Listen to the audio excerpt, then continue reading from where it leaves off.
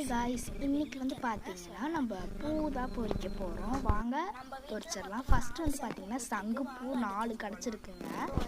Next நேற்று விட்ட அந்த குண்டு மல்லி இருக்கு இல்லைங்க, அதை பொறிச்சிக்கலாம். பாருங்கள் எவ்வளோவே இருக்குது, நிறையவே வெடிச்சு கிடக்குது பாருங்க. இடையிலெல்லாம் ஒழிஞ்சிட்ருக்காங்க. இப்போ வாங்க அடுத்து போய்க்கலாம். இப்போ பார்த்தீங்கன்னா நம்ம பிங்க் கலர் செம்பருத்தி தான் பொறிக்க போகிறோம்.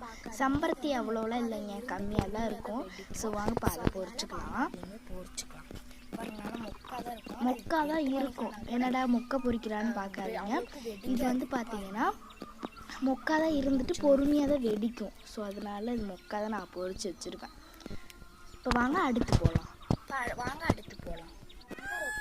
அடுத்து பார்த்தீங்கன்னா ரெட் கலர் செம்பருத்தி தான் பொறிக்க போகிறோம். இதாச்சும் பாருங்கள் லைட்டாகவாச்சும் வெடிச்சிருக்கு பாருங்கள். இப்போ வாங்க இதையுமே பொறிச்சிக்கலாம்.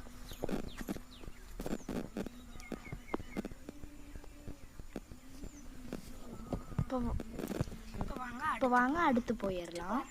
அடுத்து பார்த்தீங்கன்னா ரெட் கலர் அரளிப்பூ பாருங்கள் எவ்வளோவே பூத்துருக்கு. நான் கம்மியாக தான் பொறிச்சுக்க போகிறேன் இன்னைக்கு.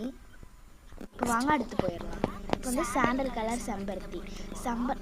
கலர் செம்பருத்தி மட்டும் அவ்வளோலாம் இல்லைங்க, கம்மியாக தான் இருக்கும். ஸோ அதனால் இப்போ அதையும் பொறிச்சிக்கலாம் வாங்க. பாருங்க பூவே இல்லை, நான் அதை பார்க்கணுங்க என்னென்னு. நல்லா கலருங்க, சூப்பராக இருக்கும். இப்போ நெக்ஸ்ட்டு வாங்க அடுத்தது போகலாம். இது பர்பிள் கலர் பூங்க. இது பூ பேர் என்னன்னு எனக்கு தெரியல, தெரிஞ்ச கமெண்டில் சொல்லுங்கள்.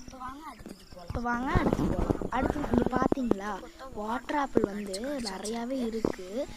நான் நேற்று பொறிச்சிட்டேன், பட் வீடியோ எடுக்க மறந்துட்டேன். இப்போ வாங்க அடுத்து போயிடலாம். லாஸ்ட்டாக பார்த்தீங்கன்னா ஒயிட் கலர் அரளிப்பூ. அது அவ்வளோலாம் இல்லைங்க, கொஞ்சம் தான் இருக்குது. வாங்க அதுவே பொறிச்சிக்கலாம்.